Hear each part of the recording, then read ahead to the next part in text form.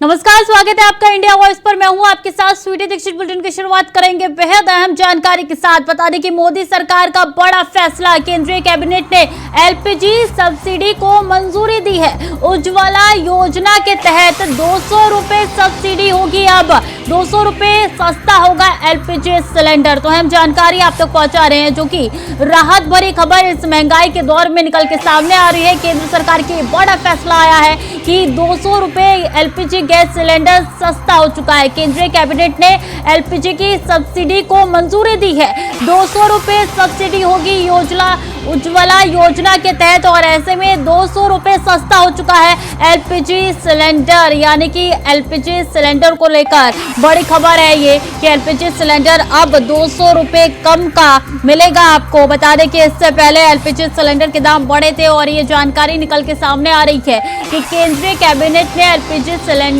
की सब्सिडी को मंजूरी दे दी है। उज्ज्वला योजना के तहत 200 रुपए सब्सिडी होगी। अब बता दें कि 200 रुपए सस्ती हो चुकी है एलपीजी सिलेंडर। तो एलपीजी में 200 रुपए कम होने की जानकारी निकल के सामने आ रही है, और ऐसे में अब महंगाई के दौर में ये राहत भरी खबर। और इस बीच एक और महत्वपूर्ण जानकारी आ रही है कि इमरान मसूद बीएसपी से निष्कासित हुए हैं। पार्टी विरोधी गतिविधियों के बाद निष्कासन हुआ है उनका। बीएसपी की बैठक में नहीं बुलाए गए थे मसूद। वेस्ट यूपी के कद्दावर नेता है इमरान मसूद, जिनको बीएसपी ने बाहर कर दिया है। बता दें कि कांग्रेस से बीएसपी में आए थे। बीएसपी का दामन उन्होंने थामा था पिछले विधानसभा चुनाव से पहले यूपी में। अब बीएसपी ने उनको बाहर का रास्ता दिखा दिया है। कहा यह जा रहा है कि लगातार कांग्रेस की तारीफ कर रहे थे, राहुल गांधी की वाहवाही कर रहे थे। बीएसपी के कई यहाँ पे पदाधिकारियों द्वारा उनको कई बार चेतावनी भी दी गई थी। बावजूद इसके उन्होंने पार्टी विरोधी गतिविधियां की, जिसके बाद से उनको पार्टी ने बाहर का रास्ता दिखा दिया है। यही वो लेटर है जिसके जरिए बाहर का रास्ता दिखाया गया है, और कहा है कि कई बार उनको चेतावनी भी दी गई थी, लेकिन इसके बाद भी इमरान मसूद नहीं मान रहे थे। अब देखिए इमरान मसूद का भी बयान निकल के सामने आया है। उन्होंने कहा है कि अगर अनुशासनहीनता है अपनी बात रखना, तो मुझे ये मंजूर है, आप बाहर कर दीजिए। और बाहर का रास्ता बीएसपी ने दिखा दिया है। इसी खबर पर ज्यादा जानकारी के साथ शरद कुमार हमारे साथ जुड़ चुके हैं। शरद, कितनी बार उनको चेतावनी दी गई थी, बावजूद इसके मसूद नहीं माने? बिल्कुल, जिस तरीके से अनुशासनहीनता के आरोप बहुजन समाज पार्टी हाईकमान ने लगाए हैं, और उसके बाद जो है इमरान मसूद का संबोधन आया है, उससे लगता है कि बसपा और इमरान मसूद के बीच की दूरियां और तल्खी काफी समय से बढ़ रही थी। यही कारण है कि आज बहुजन समाज पार्टी ने इमरान मसूद को बसपा से निष्कासित कर दिया। ठीक है, बयान में निकल के सामने आया मसूद का। वो कह रहे हैं कि अगर आपको मेरा ये कार्य अनुशासनहीनता लग रहा है तो मुझे मंजूर है। यानी कि उनको कोई फर्क नहीं पड़ा इससे। बिल्कुल, जिस तरीके से इमरान मसूद मीडिया के सामने आए और उन्होंने कहा है कि अगर मैं संविधान बचाने की बात करता हूँ और वो अनुशासनहीनता है तो वो मैंने की है। अगर मेरे पास पैसे नहीं है तो क्या मैं इलेक्शन नहीं लड़ूंगा? तो उनके जितने भी आरोप हैं, अगर उनको देखा जाए तो कहीं ना कहीं बसपा हाईकमान की तरफ जो है गेंद इमरान मसूद ने जो डाली है, वो इससे पहले भी डलती रही है। बसपा हाईकमान या बहुजन समाज पार्टी के किसी भी नेता ने अभी इस पर प्रतिक्रिया नहीं दी है। प्रतिक्रिया आने के बाद ही साफ होगा कि आखिरकार इमरान मसूद के आरोपों में और बसपा हाईकमान के निष्कासन में कितना दम है। जी, जब 2022 में विधानसभा चुनाव था शायद, उस समय जो मसूद है उन्होंने कांग्रेस का दामन छोड़ दिया था, और वो समाजवादी पार्टी के खेमे में शामिल होना चाहते थे, लेकिन वो बीएसपी में चले गए। लग रहा है कि अब क्या वो समाजवादी पार्टी का दामन थामेंगे, या कांग्रेस में एक बार फिर से घर वापसी होगी उनकी? देखिए, मैं आपको बता दूं कि 2022 के इलेक्शन से पूर्व वो कांग्रेस में थे, और कांग्रेस छोड़कर ही उन्होंने समाजवादी पार्टी को ज्वाइन किया था। समाजवादी पार्टी में उन्हें किसी भी विधानसभा सीट से चुनाव लड़ने के लिए हरी झंडी नहीं मिली, तो उनकी तल्खी और अखिलेश के बीच की तल्खी, समाजवादी पार्टी के प्रति उनकी तल्खी बढ़ती गई। और नगर निकाय चुनाव जो अभी संपन्न हुए उत्तर प्रदेश में, उससे ठीक पहले उन्होंने बहुजन समाज पार्टी में एंट्री ली थी। और इस एंट्री के बाद जो है उनका कहना था कि अगर उत्तर प्रदेश में दलित और मुस्लिम का गठजोड़ होता है तो राजनीति के नए समीकरण निकाले जा सकते हैं। कहा यह जा रहा था कि आने वाले लोकसभा चुनाव में उनको सहारनपुर से सीट दी जा सकती है, उनको प्रत्याशी खड़ा किया जा सकता है बीएसपी की ओर से, लेकिन अब तो सब कुछ फेल हो चुका है। बिल्कुल ये कयास लगाए जा रहे थे कि यदा कदा जो है देर से ही सही, लेकिन इमरान मसूद को जो है बहुजन समाज पार्टी लोकसभा का उम्मीदवार बनाएगी। लेकिन जिस तरीके से इमरान मसूद का निष्कासन हुआ है तो उससे कार्यकर्ता और पदाधिकारियों को भी एक रुख साफ हो गया है कि अब इमरान मसूद जो है वो बहुजन समाज पार्टी का हिस्सा नहीं रहेंगे और लोकसभा में वो किसी दूसरे दल की सवारी करते नजर आएंगे। तो कौन कौन से ऐसी पार्टी विरोधी गतिविधियां उनके द्वारा की जा रही थी जिसके कारण पार्टी को इतना बड़ा कदम लेना पड़ा, उठाना पड़ा? जैसे उनका जिस तरीके से बयान आया है और अभी 2 दिन पहले एक टीवी चैनल पर इंटरव्यू उन्होंने दिया था, उनका कहना था कि देश में संविधान बचाने के लिए सभी राजनीतिक दलों को एक हो जाना चाहिए, एक मंच पर आ जाना चाहिए। उनका सीधा सीधा इशारा इंडिया की तरफ था। इंडिया सेकुलर दलों का एक गठबंधन बना है, उन्हीं के आधार पर जो है इमरान मसूद भी ये चाहते थे कि बहुजन समाज पार्टी भी इंडिया का एक हिस्सा बने, जिससे उत्तर प्रदेश में सभी मिलजुल कर भारतीय जनता बिल्कुल शरण, और ये राजनीति है जो कि एक के बाद एक बैक टू बैक कई चुनाव है और ऐसे में ये उलटफेर देखना लाजमी है। बहुत बहुत धन्यवाद आपका तमाम जानकारियों के लिए। खबरों में आगे बढ़ेंगे। अखिलेश यादव घोसी विधानसभा के उपचुनाव को जीतने के लिए एड़ी चोटी का जोर लगा रहे हैं। अपनी सभी अखिलेश यादव ने बीजेपी को जमकर घेरा है। बता दें कि अखिलेश के लिए घोसी का उपचुनाव नाक और साग की लड़ाई बना हुआ है। इससे पहले अखिलेश यादव मैनपुरी छोड़कर किसी भी उपचुनाव में कभी भी मैदान में नहीं उतरे हैं। आजम खान के रामपुर उपचुनाव में अखिलेश रन में नहीं कूदे थे। अब सवाल इस बात का है कि अखिलेश के लिए घोसी के किला फतेह करना क्यों जरूरी बनी हुई है? क्या घोसी की आवाम अखिलेश की बातों पर कसेगी भरोसा करेगी? घोसी का ये चुनावी एग्जाम क्या इंडिया में दिलाएगा प्रमोशन? ये रिपोर्ट देखिए। घोसी उपचुनाव ने राजनीतिक दिग्गजों को अपनी परंपरा तक को तोड़ने के लिए मजबूर कर दिया है। आलम यह कि उत्तर प्रदेश के पूर्व मुख्यमंत्री अखिलेश यादव ने परंपरा को तोड़ दिया। घोसी में हो रहे उपचुनाव में समाजवादी पार्टी ने बिगुल बजा दिया है। सपा उम्मीदवार सुधाकर सिंह के लिए सपा प्रमुख अखिलेश यादव चुनाव प्रचार को फ्रंट से लीड करते हुए नजर आ रहे हैं। आपको बता दें, घोसी में हो रहे उपचुनाव में 5 सितंबर को मतदान होना है और चुनाव से पहले दोनों पक्षों ने पूरी ताकत झोंक दी है। इस उपचुनाव में प्रचार करने के लिए समाजवादी पार्टी के मुखिया अखिलेश यादव भी चुनावी रण में उतर चुके हैं। सपा हर वर्ग को साधना शुरू कर दिया है। सपा के वरिष्ठ नेता रामगोपाल यादव और शिवपाल यादव पहले ही मोर्चा संभाले हुए हैं। ऐसे में अब अखिलेश साइकिल की रफ्तार बढ़ाते हुए नजर आ रहे हैं। इस विधानसभा की सुध लेने वाला अगर कोई है तो वो सुधाकर सिंह जी। ये आम लोगों के प्रत्याशी हैं, आपके प्रत्याशी हैं, आपके बीच के हैं। ये चट्टी चौराहे पर जहां चाहो वहां रोक लो, ऐसे नेता हैं। कई दिनों से लगातार घोसी विधानसभा में प्रचार जो हो रहा उसको देख रहा हूं। कोई नेता बीजेपी का जो मंत्री है, शायद कम ही मंत्री बचे होंगे जिन्होंने घोसी में आने का काम नहीं किया हो। घोसी में मंत्री, 1 मंत्री, 2 मंत्री, 3, न जाने कितने मंत्री आए हैं। ये लोग कह रहे डबल इंजन से कुछ नहीं होता, इंजन का ड्राइवर अच्छा होना चाहिए। हमें वो ड्राइवर नहीं चाहिए इंजन का जो इंजन छोड़ करके ड्राइवर भाग गया हो। हमने अपने बीच का नेता चाहिए, हमें अपने बीच का नेता। यहाँ का किसान, यहाँ का गरीब, यहाँ का नौजवान सब जाति धर्म तोड़ करके साइकिल के साथ और समाजवादी पार्टी के प्रत्याशी सुधाकर सिंह के साथ खड़े दिखाई दे रहे हैं। घोसी सियासी छावनी में तब्दील हो चुका है। बड़े नामों का जमघट उत्तर प्रदेश में देखा जा रहा है। स्टार प्रचारक चुनावी हवा बनाते नजर आ रहे हैं। ऐसे में अखिलेश का उपचुनाव को लेकर चुनावी रण में उतरना थोड़ा शॉकिंग जरूर है, क्योंकि याद रहे कि ये अखिलेश यादव हैं जो मैनपुरी के एक अपवाद को छोड़ दें तो कभी उपचुनाव को लेकर प्रचार करने नहीं उतरे थे। ऐसे में उन्होंने अपनी परंपरा तो तोड़ दिया। सपा के मुखिया अखिलेश यादव उपचुनाव में प्रचार से परहेज करते थे, लेकिन ये व्रत अखिलेश ने मैनपुरी उपचुनाव में खत्म किया था। अपवाद भी इसके चलते था क्योंकि मुलायम सिंह यादव की मृत्यु के बाद खाली हुई मैनपुरी लोकसभा सीट पर उपचुनाव में सपा की ओर से डिम्पल यादव चुनाव मैदान में थी।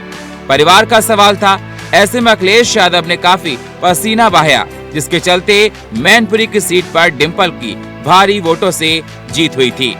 सपा के लिए ये तो चुनाव नाक बचाने का सवाल बन गया, क्योंकि सपा को ही दगा देकर बीजेपी में शामिल हुए प्रत्याशी दारा सिंह चौहान को बीजेपी ने बतौर उम्मीदवार घोषित सीट पर उतारा। वहीं बीजेपी की ओर कोई पेच ढीला नहीं छोड़ना चाहती। बीजेपी की प्रतिष्ठा भी दांव पर है। इसे चलते हुए उत्तर प्रदेश के मुख्यमंत्री योगी आदित्यनाथ भी दल बल के साथ चुनावी मैदान में हैं। सीएम योगी भी दारा सिंह चौहान के समर्थन में 2 सितंबर को जनसभा करते नजर आएंगे। उपचुनाव में बीजेपी के 2 दर्जन मंत्री और 60 से अधिक विधायक और पदाधिकारी भौकाल बनाते दिखाई देंगे। हर जाति और समाज के प्रभावशाली नेता घोसी की सियासी छावनी तैनात कर दिए गए हैं। ऐसे में भारतीय जनता पार्टी एक बड़ी जीत के साथ सपा के साथ इंडिया गठबंधन को भी बड़ा मैसेज देना चाहेगी। सवाल ये कि अखिलेश द्वारा उपचुनाव में इस तरह अपनी ही परंपरा तोड़ने के मायने क्या हैं? दरअसल बात ये कि इस उपचुनाव को 24 की हवा का आकलन करने की पुष्टि से देखा जा रहा है। साथ ही उपचुनाव 2024 के चुनाव को लेकर इंडिया और एनडीए गठबंधन के एक मॉक टेस्ट की तरह है। 24 की बयार में कौन सवार होगा, ये उपचुनाव काफी हद तक ये साफ कर देगा। 24 को लेकर जो कोहरा छाया हुआ है वो भी काफी हद तक साफ होगा। ऐसे में घोसी में ट्रेलर के बाद 24 की पिक्चर पर सबकी नजर टिकी हुई है। अब ये देखने वाली बात होगी कि सितारों से सजे रंगारंग प्रोग्राम के बाद जनता को किसका प्रोग्राम पसंद आता है। Bureau report, India voice, Lucknow. और फिक्की की राष्ट्रीय कार्यकारिणी बैठक को संबोधित करते हुए उत्तर प्रदेश के मुख्यमंत्री योगी आदित्यनाथ ने कहा कि 1985-86 के बाद उत्तर प्रदेश ने विकास के मामले में अंधकार का एक लंबा दौर देखा। उत्तर प्रदेश के बारे में देश और दुनिया की धारणा बहुत अलग हो गई। यहाँ के युवाओं, व्यापारियों और नागरिकों के सामने पहचान का संकट था। आज प्रधानमंत्री नरेंद्र मोदी के मार्गदर्शन और नेतृत्व में उत्तर प्रदेश अंधकार से निकलकर बीमारू राज्य बनने की ओर अग्रसर हुआ है, एक विकसित राज्य।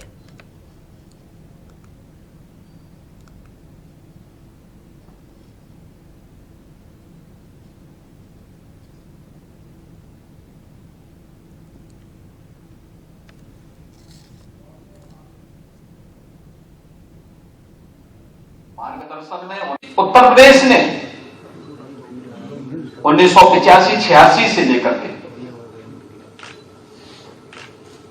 बीच के कालखंड में, जिसे घोर अंधकार का युग कह सकते हैं उत्तर प्रदेश के विकास की दृष्टि से, जिसने उत्तर प्रदेश को एक बीमारू राज्य के रूप में बदल दिया था।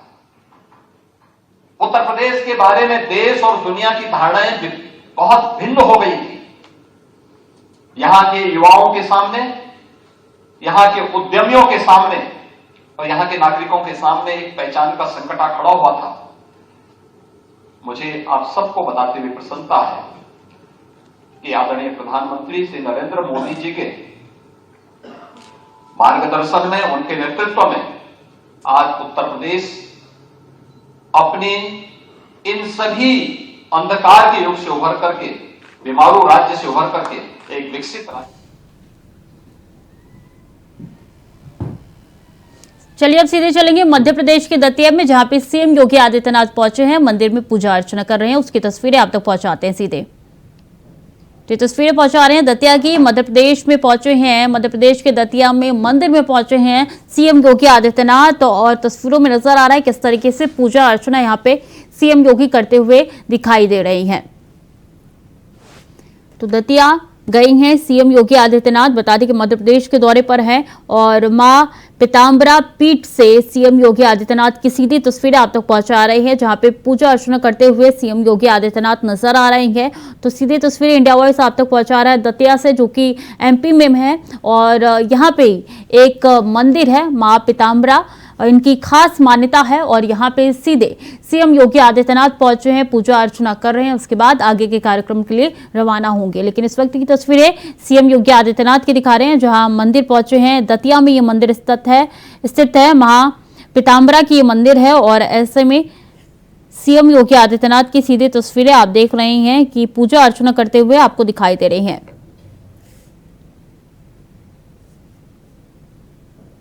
तो सीएम योगी आदित्यनाथ, यूपी के सीएम, सीधे पहुंचे हैं दतिया मंदिर में। और ऐसे में बता दें कि काफी खास हो जाता है ये मंदिर। यूपी के मुख्यमंत्री यहाँ पे पहुंचे हैं और माथा जो है वो टेक रहे हैं माई के दरबार में। ये तस्वीरें सीधे आप तक इंडिया वॉइस पहुंचा रहा है। काफी महत्वपूर्ण हो जाती है ये तस्वीरें, क्योंकि मुख्यमंत्री पूजा अर्चना में काफी ज्यादा विश्वास रखते हैं। हमेशा जो भी पर्व होते हैं उससे ठीक पहले उनके द्वारा पूजा अर्चना की जाती है और ये सीधे तस्वीरें आप तक पहुंचा रहे हैं। ये पूरा कार्यक्रम आज दतिया का है और ऐसे में सीएम योगी आदित्यनाथ दतिया पहुंचे हैं। अगर आगे कार्यक्रम की बात की जाए तो इसके आगे भी कई महत्वपूर्ण कार्यक्रम है जिसमें सीएम योगी आदित्यनाथ शिरकत करेंगे। तो सीधे तस्वीर मध्य प्रदेश से आप तक पहुंचा रहे हैं। ऐसे में बता दें कि आगे मुलाकात भी कर सकते हैं वो मध्य प्रदेश के सीएम से। चलिए खबरों में आगे बढ़ेंगे। यूपी के मुख्यमंत्री योगी आदित्यनाथ मंगलवार को झांसी के दौरे पर पहुंचे, जहां उन्होंने शिक्षा भवन के नवनिर्मित लाइब्रेरी का उद्घाटन किया। इस दौरान सीएम योगी आदित्यनाथ ने बच्चों को चॉकलेट बांटी। शिक्षा भवन के बाद सीएम योगी लक्ष्मीबाई पार्क पहुंचे, जहां संग्रहालय और मेजर ध्यानचंद की 25 फीट की प्रतिमा का अनावरण किया। तो देखिए तस्वीरें आप तक पहुंचा रहे हैं, जहां यहाँ पे मेजर ध्यानचंद की 25 फीट का मूर्ति का अनावरण भी यहाँ पे सीएम योगी आदित्यनाथ ने किया है, क्योंकि झांसी के दौरे पर थे वो अब से कुछ ही देर पहले और यहाँ पे बच्चों को उन्होंने चॉकलेट भी अपने हाथ से दिया है। और ऐसे में बच्चों के चेहरे पर वो मुस्कान नजर आ रही है। वो बताती है कि कितनी महत्वपूर्ण ये मुस्कान है और काफी अहम कार्यक्रम थे झांसी में, जिसमें सीएम योगी आदित्यनाथ ने शिरकत की थी। बदायूं में बाढ़ का प्रकोप जारी है। बता दें कि प्रशासन ने ग्रामीणों से गांव खाली करवा लिए हैं। वहीं गांव खाली करने के बाद रोडों पर जीवन यापन करने को ग्रामीण मजबूर हो चुके हैं। बाढ़ का पानी लगातार कटान कर रहा है, जिससे कई गांव बाढ़ की चपेट में आ गए हैं। वहीं प्रशासन ने मुंह देखकर सामग्री वितरित की है और बता दें कि मुंह देखकर राहत सामग्री वितरण करने का आरोप लगाया है। प्रशासन ने स्वास्थ्य सेवाएं उपलब्ध न कराने का भी आरोप लगाया है। मामला जिले के ग्राम अहमदनगर बछौरा का बताया जा रहा है।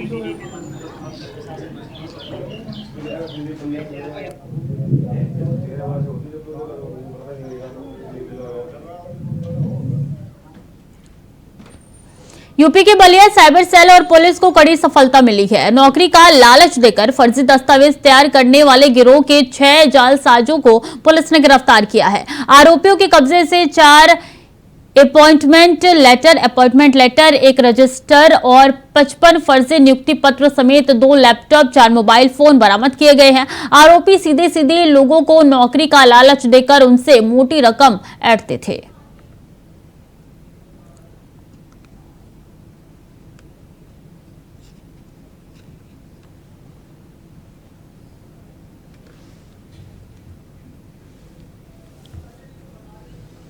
गाजियाबाद गांव शाहपुर बमेटा के छात्रों ने प्रिंसिपल और पुलिस के खिलाफ अपने खून से मुख्यमंत्री को पत्र से लिखकर न्याय की मांग की है। गाजियाबाद के एक स्कूल की छात्राओं ने मंगलवार को सीएम योगी को खून से लेटर लिखा है। 4 पेज के लेटर में छात्राओं ने स्कूल के प्रिंसिपल पर छेड़खानी का आरोप लगाया है। उन्होंने कहा है कि प्रिंसिपल हर दिन किसी न किसी लड़की से ऑफिस में बुलाकर छेड़खानी करता है। जब लड़कियां विरोध करती है तो बर्बाद करने की धमकी देता है। पुलिस भी हमें डराती धमकाती है। बाबा जी, हम सब भी आपकी ही बेटियां हैं, हमें न्याय दीजिए।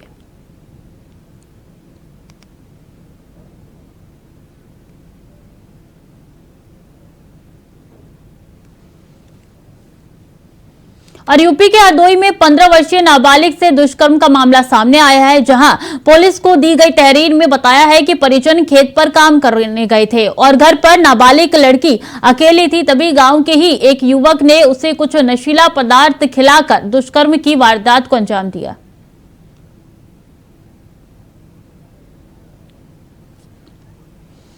और आगरा सदर तहसील में उस वक्त हड़कंप मच गया जब एक युवक पानी की टंकी पर चढ़ गया। बता दें कि युवक पानी की टंकी पर आत्महत्या करने के लिए चढ़ा था। साथ ही मौके पर पहुंची पुलिस युवक को टंकी से उतरवाने का प्रयास कर रही है। जानकारी के लिए बता दें कि युवक जमीन से संबंधित कार्य के लिए तहसील के चक्कर काट रहा था, लेकिन उसकी कोई सुनवाई नहीं हो रही थी, जिससे परेशान होकर युवक पानी की टंकी पर आत्महत्या करने के लिए चढ़ गया।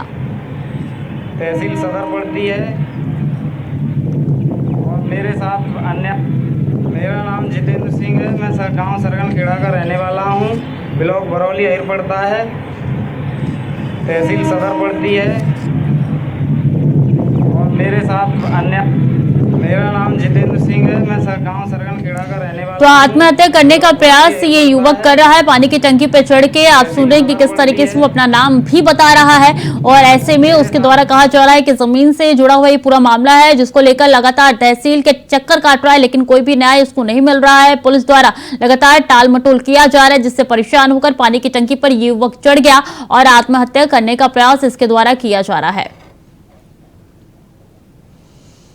खबर उत्तर प्रदेश के औरैया जिले से है, जहां औरैया जिले को एक बड़ी सौगात मिली है। बता दें कि दिव्यापुर के फफूंद रेलवे स्टेशन पर 6 सितंबर से शताब्दी एक्सप्रेस ट्रेन का ठहराव दिया गया है। साथ ही भाजपा सांसद डॉक्टर रामशंकर कठेरिया इस ट्रेन को हरी झंडी दिखाएंगे।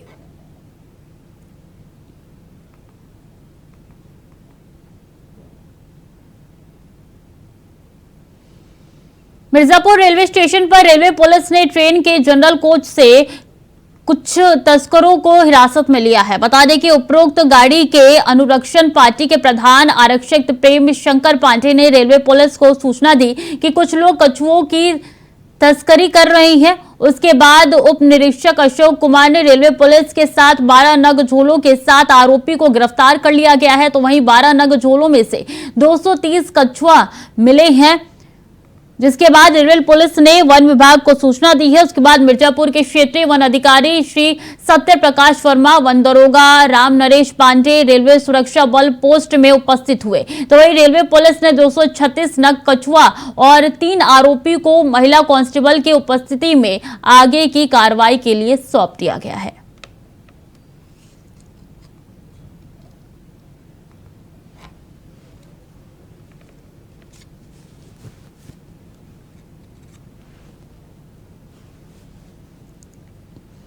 प्रयागराज से सपा नेता गुलशन यादव की गिरफ्तारी हुई है। गुलशन यादव को कुंडा पुलिस ने इलाहाबाद से अरेस्ट किया है। जानकारी के अनुसार विजय प्रताप सिंह के मामले में एनबीडब्ल्यू जारी किया गया है। जेठावाड़ा थाने के लिए कुंडा पुलिस रवाना हो गई है। आपको बता दें कि 2022 चुनाव में गुलशन यादव कुंडा से सपा प्रत्याशी थे।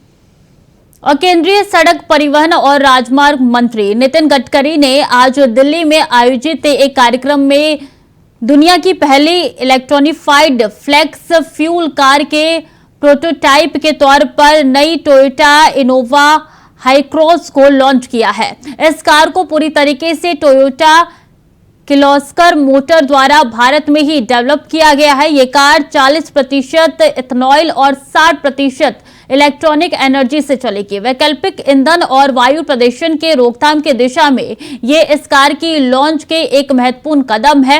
इस कार्यक्रम के दौरान केंद्रीय नागरिक उड्डयन राज्य मंत्री हरदीप सिंह पुरी और केंद्रीय मंत्री डॉक्टर महेंद्र नाथ पांडे भी मौजूद रहे।